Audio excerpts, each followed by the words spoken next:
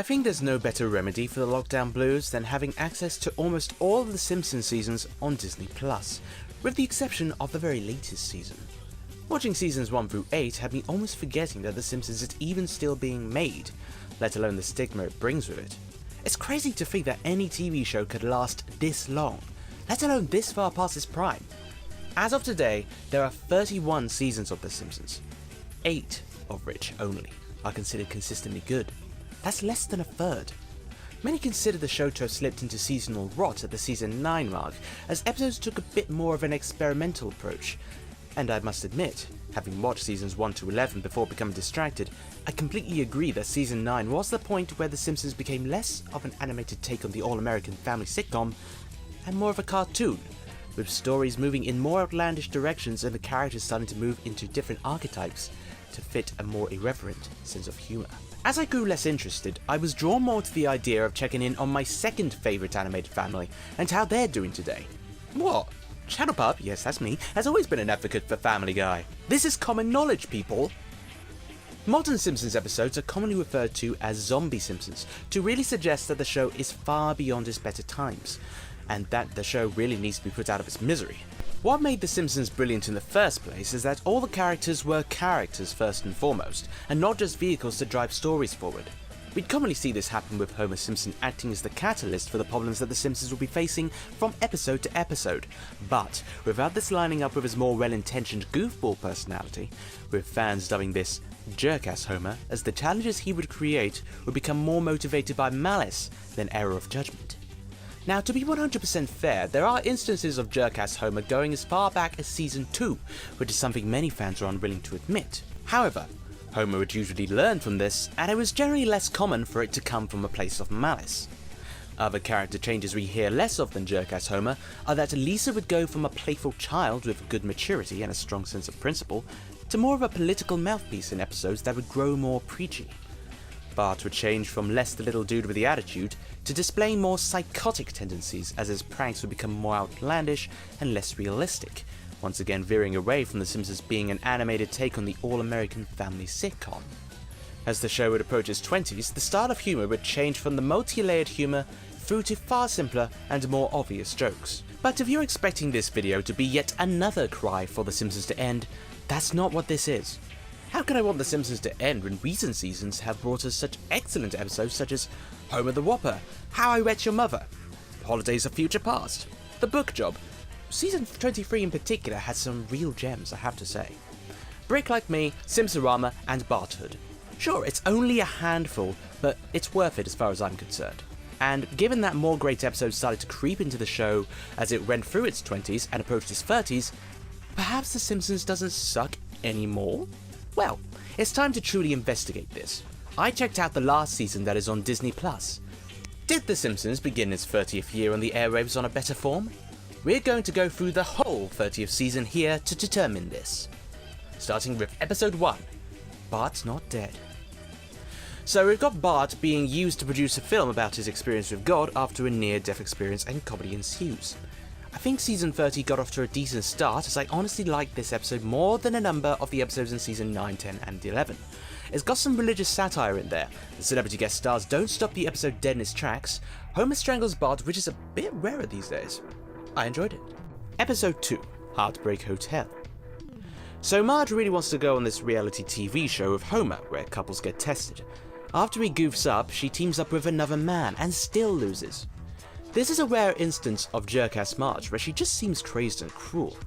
Now Marge has had her dumber moments, such as when she protested violent cartoons, but I don't recall her ever getting so malicious as to actually flirting with another man in front of Homer. There's this black and white scene which I swear pays homage to something, but I don't know what. It's a funny word though when you think about it. Homage. It's kind of like a mix of Homer and Marge. Weird word. Oh, that's it. It's Who's Afraid of Virginia Woolf. That's the scene. Yes. Take that knowledge and do with it what you will. Dan Castellaneta really shows off his acting chops during that sequence, but unfortunately, it's a little clear that Julie Kavanagh's voice as Marge has aged. It sounds strained and painful, and given Marge's more hostile nature in a larger role this time, I feel so sorry for her every time she must shout. I think it's probably time to start reducing Marge's role. Overall though, this wasn't a good episode in my opinion. Episode 3, My Way or the Highway to Heaven. I won't lie, I generally don't favour episodes where nothing really happens. Storytime episodes, flashback episodes, clip show episodes, we've seen so much of that to a degree where it just starts to feel like a waste of time. This episode challenges the logic of heaven, who gets in, determining that the merit of the soul overrides belief. This is done by God looking into the lives and histories of people and determining whether they are fit to get into heaven. I think this episode was meant to take kind of a critical stance towards the logic of religion, but ultimately I was just bored. It was a boring episode. I didn't laugh. Episode 4, Treehouse of Horror, XXIX. Or to you and me, 29. Okay, for starters, who oversees the episode ordering per season? I feel like having a storytime episode and a Treehouse of Horror back to back really bogs things down. They should have moved that Heaven episode or just not done it. Either way, this is probably the worst Treehouse of Horror I have ever seen. I haven't seen every single one of them, but of the ones I have seen, this is the pits. The problem with it is that it's really preachy. The first segment is about how we use our phones too much and never look up so we get kidnapped by tree people. The second is a parody of Split, a film which people have by and large forgotten, and what I will say is that I am noticing there are a lot of occasions this season where the Simpsons characters put on accents for laughs. The third and final segment is a parody of Jurassic World, where old people turn into dinosaurs because we don't treat them like human beings and listen to their opinions. Overall, preachy, and its biggest sin is that it's not very good. Episode 5, Baby, you can't drive my car. Homer quits his job at the nuclear power plant, again, to sell high-tech cars, but the cars are invading people's privacy with their built-in microphones and voice commands because technology bad. Again, preachy, overplayed, boring, not good. Episode 6, From Russia Without Love. I swear these title puns are getting worse. So Bart uses the deep web to order Moe a mail-order bride in yet another Moe Gets a Girlfriend episode. A concept that's been done to death, but there's some decent character stuff with Moe. The ending is iffy with the mail-order bride being a fraud. Overall, it's alright. Number 7, Workin' Mom. Once again, The Simpsons tries pretty desperately to cotton onto a big hit with Reuben Paul's Dragon Race. In this episode, Marge is mistaken for a drag queen and makes a persona out of it.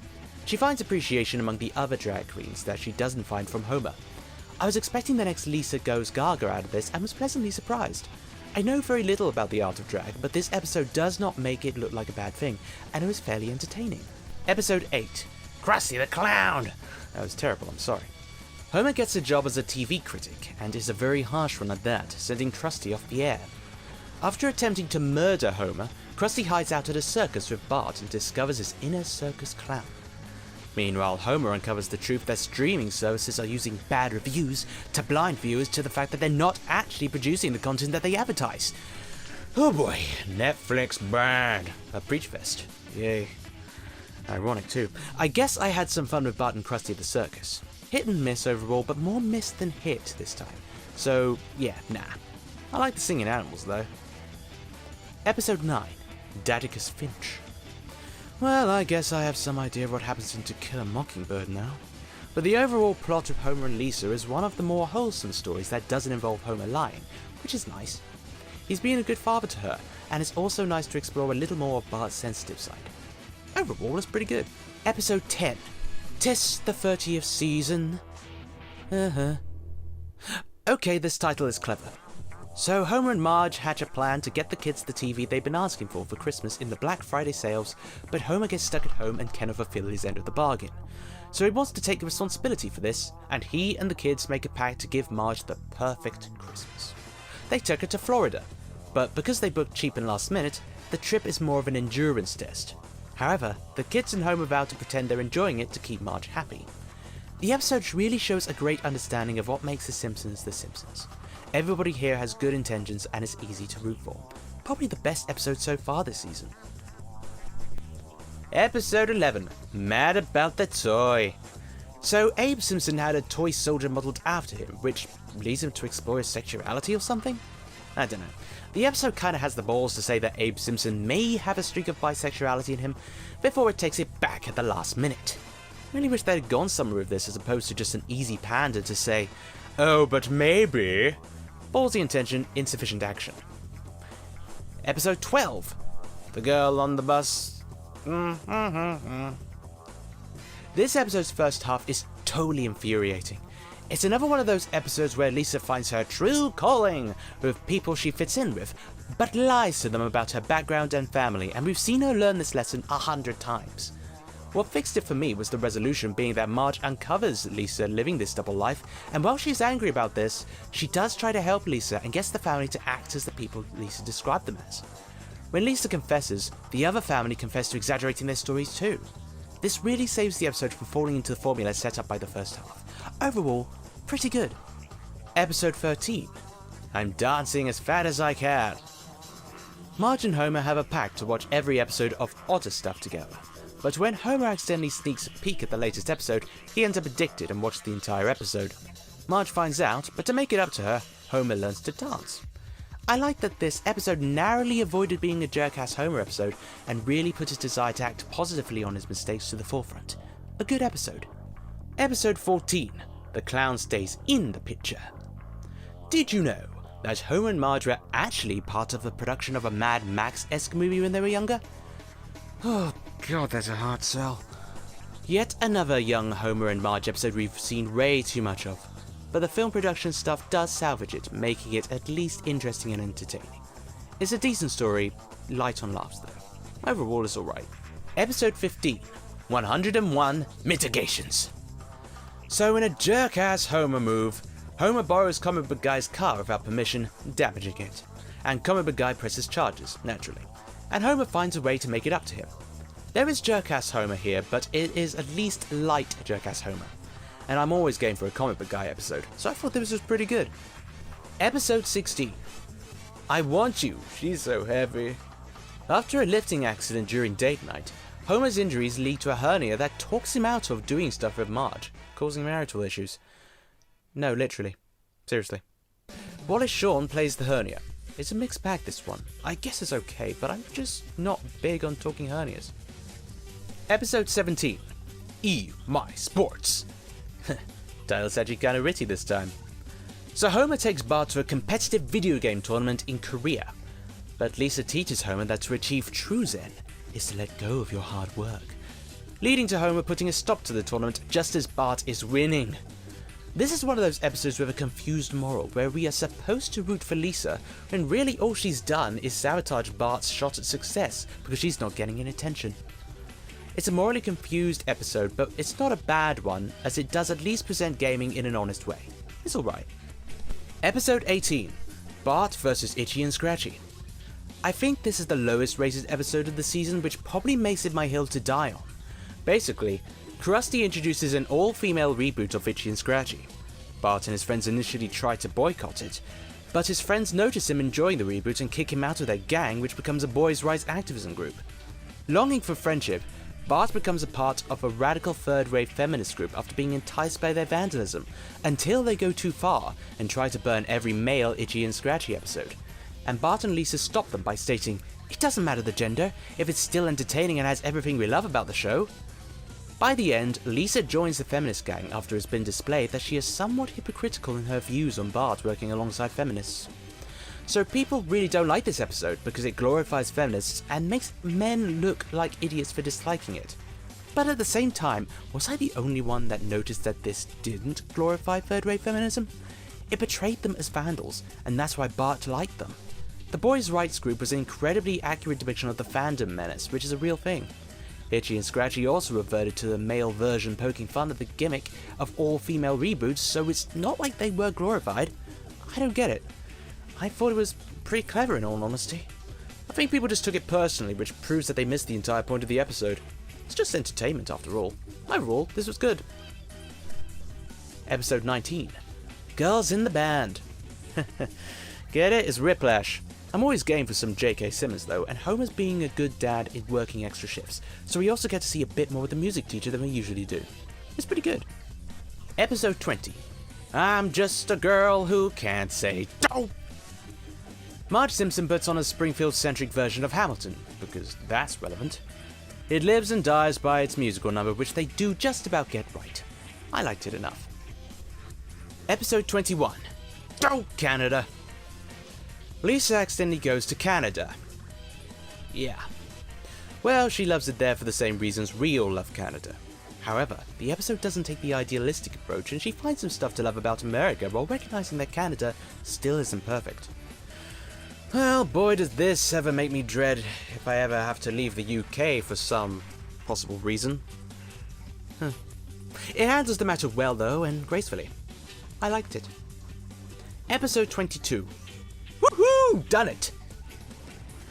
Deadline Springfield with Chris Hansen investigates the case of Lisa's missing college fund. The change up in format here is an actually welcome one and reminds me a little of Behind the Laughter. It's a good opportunity for the characters to shine. Overall, a good episode. Episode 23. Crystal Bluehead Persuasion. After the power plant cuts their healthcare scheme, Marge turns to crystals to medicate Bart's ADD, and when Bart cheats on his test, she believes they work and starts a crystal business in Springfield, complete with a rival from Shelbyville. I like that they've had the balls to actually properly diagnose Bart with ADD and make him a character that is on medication after demonizing medicating children in previous episodes. It plays a good role in normalizing these things. I also like the crystal montage. Marge is an idiot though. Overall, it's not bad. It's okay. And that's it. That's season 30 done. Out of 23 episodes, I like 17 of them, and that's not really a bad count. I don't think there's any in here that I would call fantastic, but many of them still managed to bring what I loved about The Simpsons and address a few of my issues with previous seasons.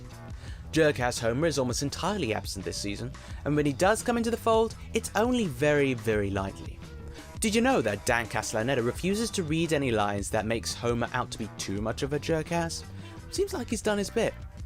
Bart is a bit more laid back, no longer taking pranks to ridiculous Saturday morning cartoon levels, and comes off as well-meaning while still his carefree, hyperactive self. Lisa has a little bit more of a childlike, mischievous streak to her after seasons of her just being a mere mouthpiece. While she does end up learning lessons she has already learned before, and still has some confused morals. I struggled to really call this zombie Simpsons with me liking 17 out of 23 episodes. I do acknowledge, however, that I may have just been beaten down, defeated, and perhaps lowered my standards in that back half. But I can't say for sure. Time will tell. But I would say season 30 didn't suck. It wasn't brilliant, but it didn't suck. This was not some zombie shell of a show I once loved. It was just the show I love, showing its age a bit.